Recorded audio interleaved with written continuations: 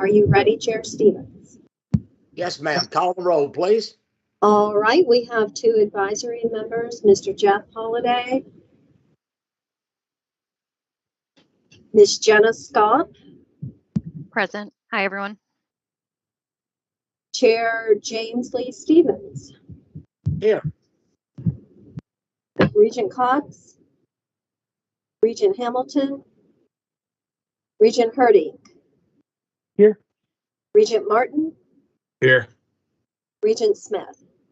Here. Okay, we have 2 members not present. One advisory member also is not present, but otherwise we do have a quorum. We may proceed. All right. Next item on the agenda.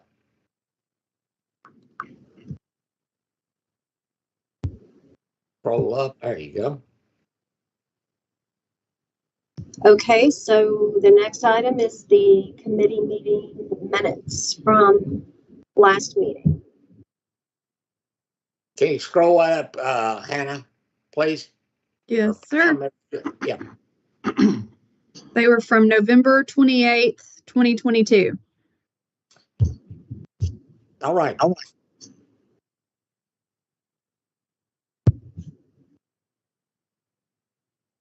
So we will need to approve those if there are no objections to them as written. Do I hear a motion? We approve those. So moved. So moved. All members in favor signify by raising your hand, waving, doing something. All right. Next item.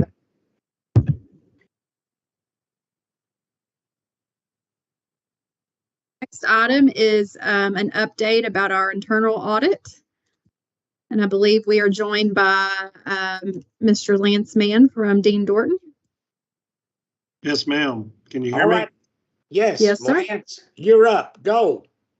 Anna, would it be okay if I share my screen instead? Yes, sir.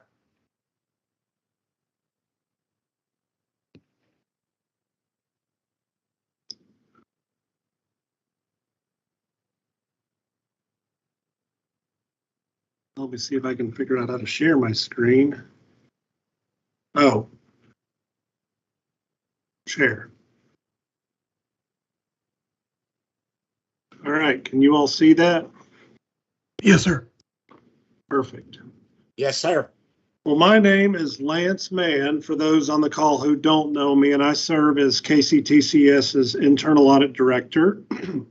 I've got on the call with me Chris Boylan, who serves as the Internal Audit Manager for KCTCS and coordinates a lot of the actual work. Please ask questions as we go through it. Since I'm sharing my screen, for some reason I can't see people raising their hands anymore, but just speak up and I'll answer them. Or if Chris, you see somebody raising their hand, let me know. So one, we're very grateful for the opportunity to serve KCTCS. We're here today to present the internal audit results through February of 2023, along with an overview of the remaining components of the audit plan for this fiscal year, which will take us through June 30. During this particular time period, we've performed 6 different audits. One over return to Title IV funds, which I'll explain more clearly for those who aren't involved in student financial aid. In the human resource space, we performed some audits over I-9s and the appropriate documentation there. We performed audits over ProCard and the usage along with the support for ProCard transactions. And then we performed 3 separate college business office audits, one in Southeast Kentucky, one in Jefferson, and one in Elizabethtown. I'm pleased to report we don't have any high-risk issues to report today. We do have 3 moderate risk issues in Southeast to report, 3 moderate risk issues in the return to Title IV funds, and I'll explain why those are moderate risk. The I-9 review and ProCard review had no significant issues to report. We have maybe one or two what we call other matters, just informational items to report. And then in Jefferson Community and Technical College, 1 low risk item, and in E-Town, 2 low risk items. And I'll go through these very quickly and briefly, but please, again, ask questions as we go through it. I'm going to start with Southeast. This particular audit was an add-on audit, so to speak. The nature of what we do, we don't necessarily just stick to one audit plan because other risks may arise throughout the year. And so KCTCS's former president, along with the president of Southeast Kentucky and Community Technical College, asked us to perform an audit over conflicts of interest in the purchasing area. They became aware of an instance where somebody in a purchasing role at that college was in a position to need to approve transactions with a business that was owned by one of their family members. And so that the nature of it results in a conflict of interest that we wanted to look into. One strength that was identified is we didn't identify this risk. It was brought to us. Southeast Kentucky identified it, and your leadership team was highly responsive to getting us to look at it. The findings that we have are really around communication and conflicts of interest. So one thing we did notice was that this employee did in fact approve purchases for a company owned by their family member. We didn't find any indication that the purchases were incorrect or inappropriate, but they were in a position and had to approve those purchases. And so that is a finding. We shouldn't have someone approving purchases in which they have a conflict of interest with the vendor. That approval authority should be transitioned to someone else. KCTCS, evidently this was reported to former internal audit, which unfortunately we weren't able to get his records to see that, but his report never really mentioned the conflict, and there wasn't any action taken at that time, but it has been brought up before. So we're here to make sure that does happen now, and KCTCS is taking strong action on this. They've eliminated this vendor from the vendor database to the extent they can. There is still one copier lease they have that they're in a long-term contract for, but the approval of any transactions with this will be moved to someone else in the future. But the number 2 is the one that I really wanted to point out, and it's not anything new to Legal Counsel Duncan. Is creating a formal conflict of interest policies and procedures and acknowledgement form for people outside of the board. Right now, KCTCS doesn't have a strong conflict of interest policy for just employees. You do have one for the board that's put out by state law, but not one for the individual employees, at least not one they have to acknowledge and understand. And so our recommendation here is please put one in place. It's in-house Legal Counsel Duncan and I have talked about this many times, and she has been in the process of doing this, and they are implementing a conflict of interest policy for employees that have some form of financial role, whether it be purchasing, accounting, or executive leadership. And that will be remedied over the next year. And then finally, as auditors, we're always going to ask for detailed support for any transactions that we're auditing. And one of the transactions that we attempted to audit did not have any supporting documentation loaded into the system. So we can't opine on whether the transaction was right or wrong. Southeast is still in the process of trying to find the documentation for that transaction. And if they're unable to, their plan is to go through. You have a process in your policies and procedures on what to do if we've lost documentation, and they'll do that. Lance, I'm going to jump in. They've actually found that documentation and remedied that. It was 3/8 last week. So. Oh, perfect. Perfect. Thank you, Chris. And then another observation here is the copier lease company you pay per page. One of the things we noticed when we were auditing this is for a series of months, they were billing KCTCS at an estimate of what they thought you might have been using as opposed to what you were actually using.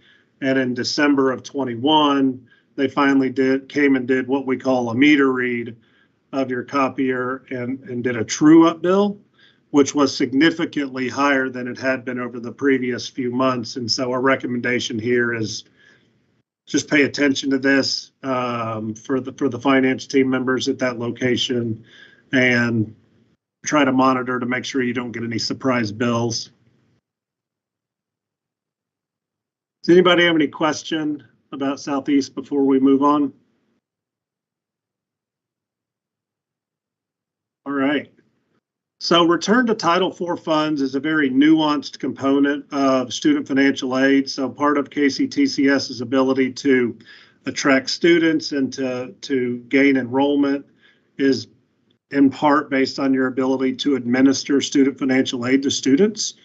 And so there's a whole bunch of rules that go along with administering aid to students, whether it be in loans or grants. One of those rules is if a student withdraws, you're required to communicate to the student their responsibility on if they have gotten a loan, do they need to pay it back? Do they need to return money? Are they going to be put into a repayment term almost immediately for withdrawing? Because once you withdraw, you used to have to start repaying your student loans, and they've got to, you as an institution are required to tell them what their responsibilities are, and you have to do it within a certain amount of time. We tested 76 students. 4 of those students were not provided with written notification within 30 days. The communication ranged in tardiness from no evidence of communication to 47 days after.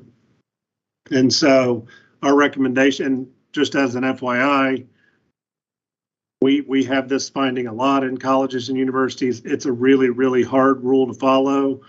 And with you all also having 16 colleges, 16 calendars, lots of different students and processes in place, this isn't terrible from what I've seen, but it's also not perfect, and which is why it's a finding.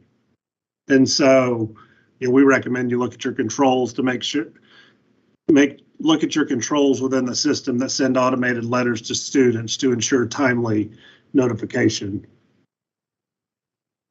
KCTCS, yes, sir. I have a question in reference to that is, whose responsibility is that? Is that the college's responsibility or the systems office responsibility? Both. They're both. So the individual colleges are responsible for notifying the system office for changes in student status. And the system office sends out information requests to all of the colleges to gather that data. And the system office manages the system that gets notifications sent out to students. So it's both. And if you notice here on the screen, management's action plan, they currently have a process in place to determine outstanding documentation from colleges, but on occasion the colleges fail to provide it in a timely fashion. The system office is working with the academics and records office to communicate to faculty and staff the importance of all this. And so, unfortunately, the system office has to wait for data from the colleges so that they can then go and do this. But the system office is ultimately responsible for it, if that makes sense. Yeah, I'm a little concerned about that is because I remember when I first came on the board 5 or 6 years ago, we had a lot of defaults, and the systems office took the lead, I would assume, and a lot of those were supposed to be handled the systems office. And that's something is that I guess that at another time I can talk with Larry about is, but basically I know people make mistakes but if that's a constant problem, we've got a problem somewhere in the system, and it may be at the systems office to clean this up. Because I think that colleges are paying for services, and I know they have a responsibility, but the system office has a responsibility also. So that may be something that, and I've got several questions for Larry before he gets off. So that'd be something Larry can write down: is how do we cure that in the future? Thank you, Lance. Go ahead. No, you're welcome. And just as an FYI, we'll be doing audits in student financial aid every year. And it's because of the granular amount of information that has to be done to administer student financial aid. It is really, really hard to not make an error. It's not impossible, and I think KCTCS can do it, but it's really hard, which is why we audit it every year. Yeah, and I know we're going to miss some, but the communication range from none to 47 days. I mean, where I'm sitting. And well, I've stated my comments about that, so we'll go on to the next item, how I feel about that. All right. Two other findings. One related to one student was calculated and reported as a withdrawn student. However, that student was reinstated later in the semester.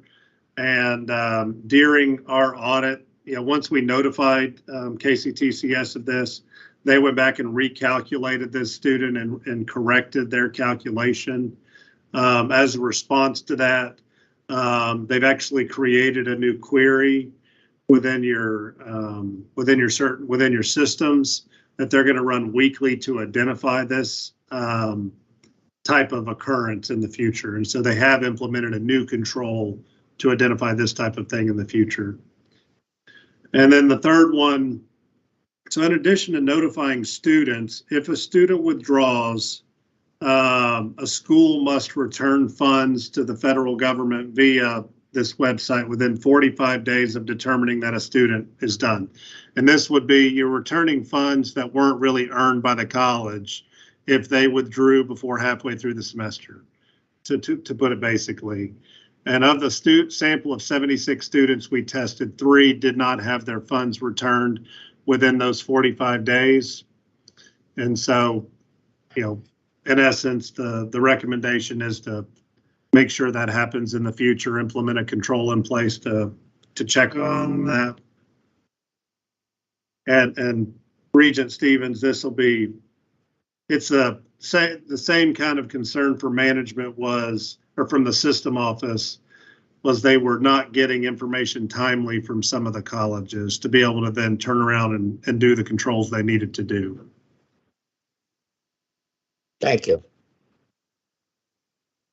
All right. Any other questions or comments in the return to Title IV funds area before we move on to the other audits?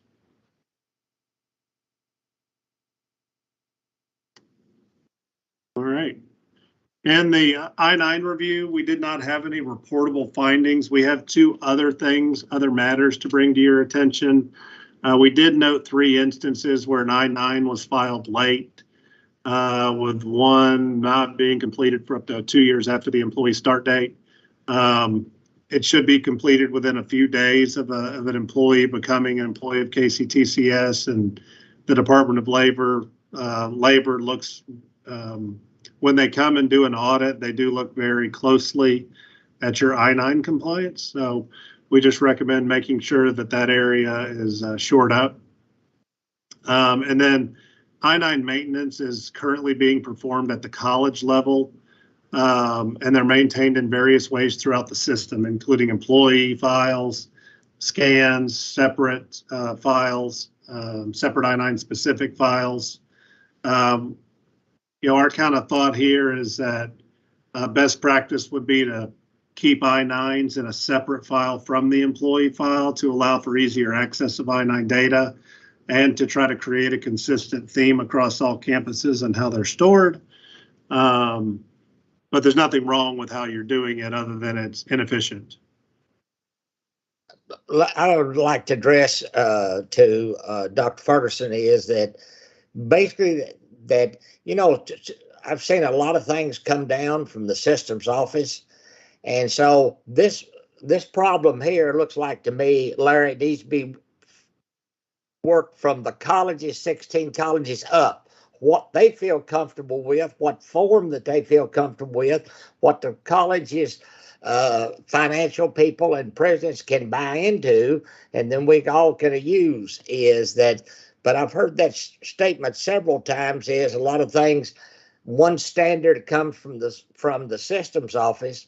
Maybe we need, like on that situation, we need to ask them how they feel, and we take the recommendation from our auditor to do that, but how they feel the best way to do this so that everybody is uniform. Thank you. Thank you. And with that said, your most recent human resource vice president, still fairly new to the role.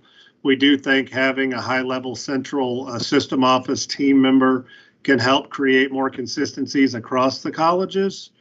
And so I'd encourage y'all to work with that individual on creating policies that go across multi college campuses. Lance, let me address this with you, is that we have 16 different colleges, and you know, I'm not trying to put you on the spot, but sometimes colleges have good ideas, good ways to do things, and you know, basically that, as I said before, I've heard in my tenure on the board that sometimes we need to look at how the colleges present their things, and maybe that we can do that better from the bottom up and to come up with a format or way to do it instead of us at the systems office pushing it down. I'd like to have your comment on that. I don't disagree. I think you look for best practices at individual colleges that can then be replicated across other campuses. And I think that's a great idea, as opposed to, and I certainly believe you need to get buy-in from all college business officers and presidents before, you know, just telling them what to do, if that makes sense. Yes, sir. Thank you. Any other comments? Or, oh, somebody's got their hands up from Madisonville. Yeah, Joe, go ahead.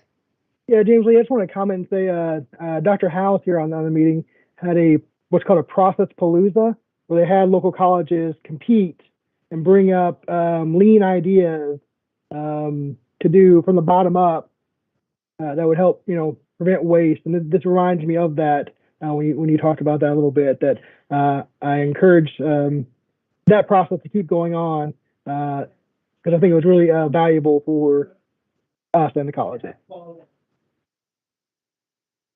Thank you.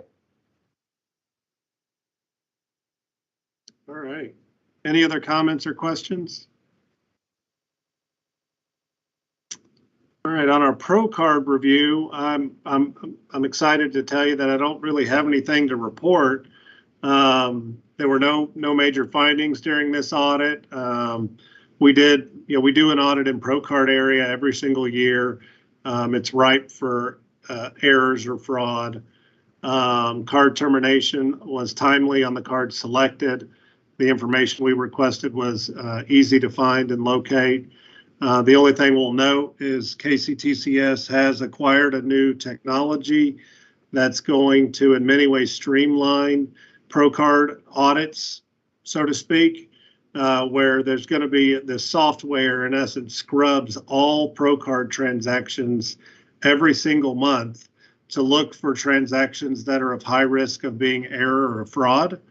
And there'll be a team member at KCTCS monitoring the results of that software on a monthly basis to pull out the high risk items to look at to make sure that they're appropriate. And this technology is being used at colleges all over the country with great success, including University of Kentucky, University of Louisville, Moorhead, and Murray, all clients of mine that are using this software and finding some good success with it. And that's in the process of being tested and pushed out. I anticipate it being fully functional during your fiscal 2024 year. All right. On our JCTC audit, A few strengths to point out here. Obviously, they have a mature internal control environment. They have very tenured team members there that have been in their roles for a long time and do good work. We had no issues with any of the transactions that we tested from that campus. All were well supported. One other thing to note is JCTC is in the planning stages of upgrading the downtown Louisville campus. Project is obviously possible from a strong financial position at the college and strong community relationships. The only finding that we have here is while we were interviewing the business officer, it was noted that the college has a limited ability to produce financial statements from PeopleSoft sort of on their own ad hoc. And he wants to be able to do that. He wants to be able to do a better job of managing things fiscally. And we reported that up to Buddy in the system office. And he let us know that, hey, we're in the process of developing capabilities so the individual business officers can now pull their own financial data ad hoc. And so that should be in place by the end of March. At ECTC, similar strengths, good internal controls, no significant findings. All the transactions we selected were appropriate, had a good business purpose. They also had a similar concern around being able to pull ad hoc financial information. Obviously got the same management response here because they're working on it for all colleges. The only other thing ECTC noted was that they get, the colleges pay a fee to the system office for shared fees and costs of the system office. And ECTC would like to get more granular level detail about what they're paying for, which seems reasonable. If you're going to pay a bill, you'd like to kind of know what's included in that bill. And they've, our recommendation is to, for the system office to work with ECTC, but also the other colleges on what level of detail would be appropriate from them. And Buddy's actually already got a plan in place to provide them this level of data, this level of detail in April.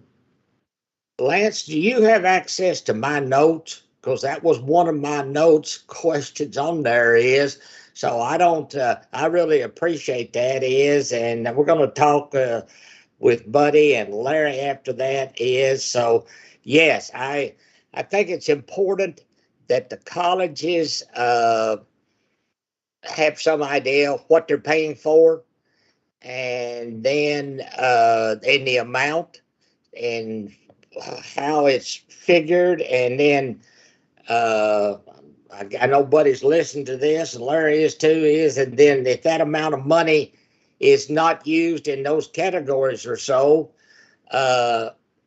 Lance, don't you think that money, if it's not being used at the end of the fiscal year, go back to the colleges? Because they had paid for those services and we didn't use all the money in there. So, and I think that's what they're asking for, is they'd like to know if there's any money left, where is it going?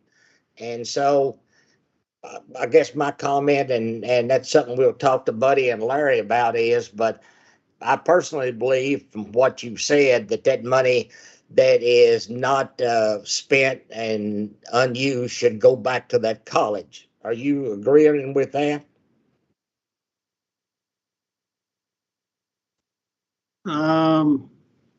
So in my role as internal audit director, I don't know that it's my role to agree with that particular statement.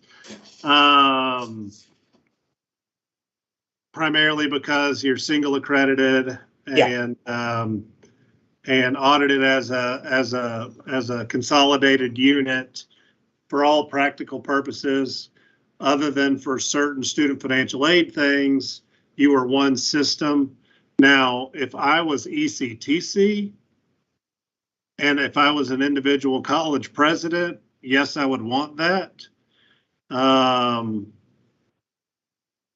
That's enough. You don't have to say any more. That's enough. And and I thank you for your brief comments. Thank you, Lance.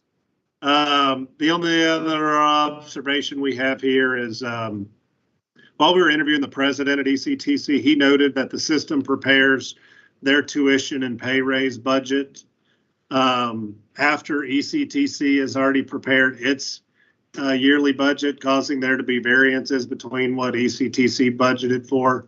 And we just recommend some form of coordination and creating budgets so that way ECTC doesn't feel like they're having budget to actual variances every month because of a timing difference in setting budgets. Does that make sense? Yes, I guess that's a question for Buddy. A clarification is it the responsibility of the colleges to prepare the budget and to send it to the systems office, or how is that done? A clarification on that, Buddy? So the budget is open for all colleges on April the 1st. So yes, there's some colleges that are preparing their budgets now. And then as a system, we open up the college budgets for the colleges to enter their budgets in on April the 1st. So the challenge that in this conversation is that they don't know what our tuition rate will be, and they don't know about pay raises until basically it's after the budget's created. That's why we give them projections. Okay. Yeah.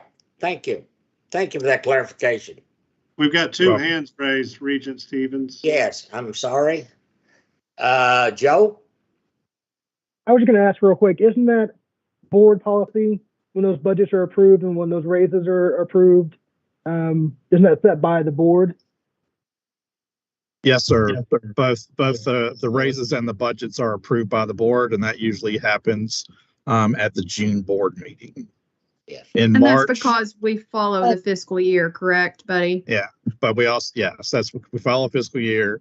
And in March, we usually give basically the board budget scenarios to give you some ideas and give us a direction on how we move forward.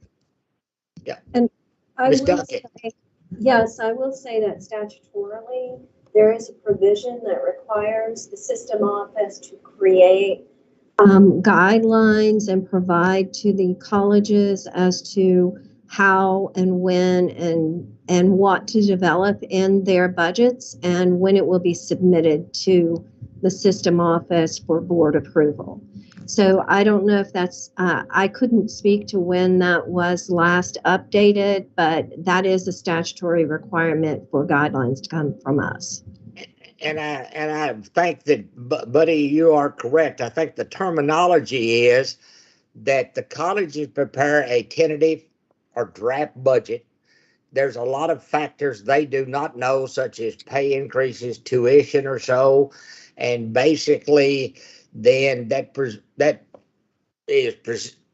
decision is made in June, and actually is until the fiscal year is closed. I mean, we have a tentative budget at the end of June going forth, but until the fiscal year is closed, am I correct in that? Is you don't know what the final count is or what the carryover or the contingency may be. Is that correct? Yes, sir. We don't officially know what the carry forward dollars would be until after the fiscal year is closed and finalized. But that's just a small piece of the budget part. Yes. All right. Larry, you got a question? Yeah, just one comment. Each one of the colleges also has to develop their budget and then take that budget for approval, or at least endorsement, not necessarily approval because that's done by the Board of Regents, but they have to take that to their local board. So that's what could be what they were getting at, is there's a real time crunch there in developing the budget, taking it to your local board, and then submitting it to the system office where ultimately it rolls up into the one that the Board of Regents approves. Thank you, sir, for clarification on that. Any other questions in reference to that? All right, Lance. Thank you. And then finally, two more things. One is on prior audit findings. So at the end of each quarter, for anything that has not been resolved before I report to you, it goes on a list of findings that we need to follow up on. So at the end of the November meeting, we had one finding that was unresolved but still needed some more work. And so we followed up on it during this audit quarter, and it has been completed. It related to disaster recovery information and how it needed to be updated to reflect some changes made during COVID, and that has been finalized. And then finally, related to our internal audit, you can see here on the screen all of the general financial audits that we've completed during this fiscal year. During our next quarter, we're actually working on those right now. We've got a capital projects audit. We've got several audits in the human resource space and an audit over leases and contracting. And our plan is to start the fiscal 2024 risk assessment and audit plan development for 24. And then in the IT audit space, we're going to report to you the next time on these two boxes, the two bottom boxes there of audits. And so it's going to be an IT heavy report next time if you all want to prepare some coffee. In reference to that, you are reviewing leases, correct? And, you know, basically I would assume that not only in what you're auditing at some of the colleges, but the systems office, we have I know a lot of leases, and we are in we're following the correct procedures, correct?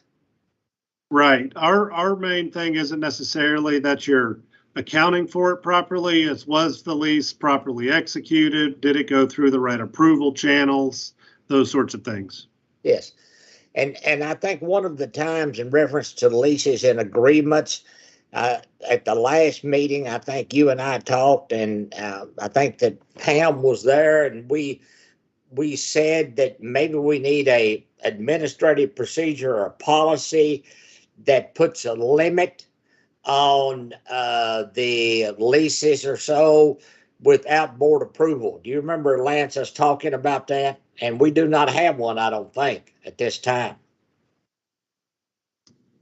I don't know if you have an approval limit, but if you had one, it would be quite large based on your purchasing guidelines, and legal counsel Duncan has her hand raised to provide us with more. I think, Pam, I think we talked about that, maybe trying to figure out something to put, like, well, go ahead, Pam, I'm sorry. Right, we did talk about it. There is a grid of authority that exists based on how the level of approval. I think right now it's potentially at $1 million, but Buddy can weigh in on that. But we can certainly, I know you were talking about potentially bringing it down to $500,000. Again, you don't want to come down too far, or you won't be able to conduct business in between board meetings, which we only do quarterly. So I think that is something we'll put on our list to revisit, and we'll talk with the board and with internal and external auditors about best practices, but certainly we did talk about that. All right. Yeah, okay, thank you, Pam. Go ahead, Lance. That's my report. Any questions for Lance or any of the members on there? I would assume that we'll have the highlights. And Joe, I'm going to ask you. I know that Buddy will have there. I'm going to ask you to make that presentation. Well, call on me. So you wanted on this committee, so I'm going to let you be the one to make those general presentations in that regard. So, yeah, you had your hand up, Joe. Go ahead. You may take your hand down now. Just a real quick question, just for my own knowledge. Q4, you talked about human resources, hiring, termination, and status change procedures. Can you go into a little more detail what that involves on your end as the auditor? Yeah, so we'll select a sample. Well, first thing we do is we develop an understanding of your policies and procedures in each of those areas. What does it take to hire an employee? What is your process for terminating policies over terminating status change procedures, whether you're changing statuses within an individual college, changing roles, changing colleges, whatever it may be. We understand policies, procedures, and processes for each of those areas. Then we go and we select a sample of individual employees to go and test, okay, this was your policy and procedure. Did you do what you said you were going to do? Did you follow the rules you have in place? And we may make recommendations about your policy and procedure if we think that there are best practices that would make it better. And we may also have findings if you didn't necessarily follow the rules that you put in place. Thank you. Mm-hmm. Lance, I think you've given us a lot of information, and if you would coordinate with Hannah, and I don't think it's, or Buddy, either one, I don't think it's necessary for you to report, be physically present or video at this meeting. However, as we talked before, the next meeting was be in June. I'd like for you or your staff or somebody to be make the presentation and if that's appropriate. And anybody else got any questions?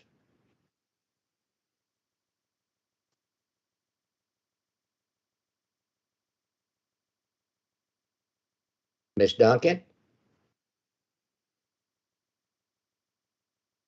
I do not have any questions. Do you? Well, have no, I saw dead silence, so I'm referring back to you. We don't have any questions. Okay. I didn't know if you wanted to proceed. And unless there's any other new business.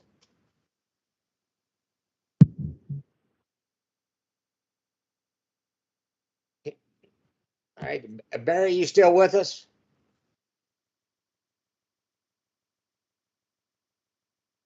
Yes, sir. Okay, I'd like at the end of this meeting, Larry, if it's possible for you and I and Barry to have a brief conversation after everybody has left, if that's appropriate.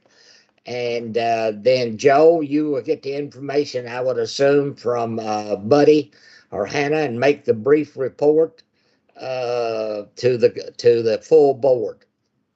Hannah, do you have anything else you want to tell us about? You're Pam, either one. So the next meeting is June 2023. Yes, next meeting is June 2023. And Lance, you or somebody from your staff will be there. In person, it's going to be, I think, at Paducah. So that'd be a nice 3-day drive down if you wanted to come, or you can do it by video, either one. So in that regard. So for audit committee or for board, just to clarify. The full board will be in West Kentucky yes, on March 23rd and 24th. Our next audit meeting, I assume, will be via Teams, and we'll set up Teams. But yeah, I would like for you, as we talked about before, to give an update and where we are or so to the board, either by video or you can come down, either one if you want to. Okay. At the June board meeting? Yes, sir. Okay, not at the March board, not at the meeting in a week or two. No, you need to be there. You can stand by. I'll let somebody call you if you've got a problem, but you can stand by on that one. But I think that Buddy and Joe and Hannah and Pam can take care of all that, the information. Hannah, do you have a date for the June audit committee and board? We have our June board meeting set. I'm not aware of the June audit committee meeting, but I will get those to you as soon as they are determined. Thank you. And I've got your board meeting on my calendar for the 15th and 16th. Okay, perfect. Yes. Any other questions? I'd like to, as I said, for Barry and Larry to stay on a few moments. And other than that, I will entertain a motion. We adjourn. So moved. All those say aye. Thank you all for attending. Thank you. Thank you. Thank you. It was good to see you. Bye. Thank you. And if you guys are going to stay on the line, if you would just give Keith a minute so he can make sure the live stream has stopped, just so you're